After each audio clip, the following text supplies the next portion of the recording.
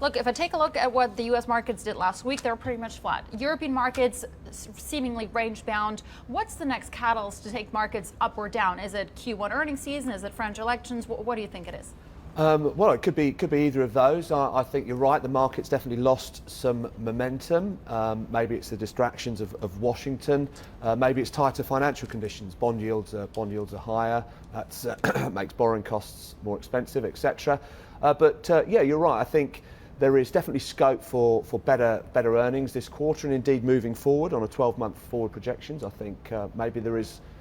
Maybe the analyst community have underestimated earnings this year relative to perhaps every other year that's ever existed, where they overestimate. But you're right. Yeah, in the short term, I think there is probably eyes on this French election. There is a market perceived negative outcome, and given what we've seen in prior years, if we could avoid that, then I do think markets may rally on that news. So until then, though, a little bit of uncertainty. Despite that, though, you do say overweight European equities at the expense of U.S. equities because of valuation. And we hear this time and time and time again. But at what point do valuations in Europe actually catch up with those in the U.S.?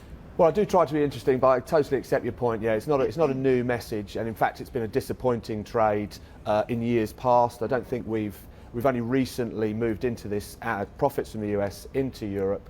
I do think there is political risk weighing on Europe, not least the French elections. There's German elections sort of further down, just beyond the summer. But I think we're seeing better economic performance in Europe. The PMIs, the survey data, the soft data looks good. Unemployment continues to fall, and there is this sort of delta that, or the sensitivity that Europe has with emerging markets relative to the US. And well, you could get a Chinese bear on here and therefore really undermine that view. But we're not a Chinese bear. We're not Chinese bulls. But we don't think there's a hard landing imminent there. We think authorities will continue to create demand, perhaps in the wrong areas. But anyway, China avoids an economic hard landing. That's good for Europe. It's better for Europe than it is for the US.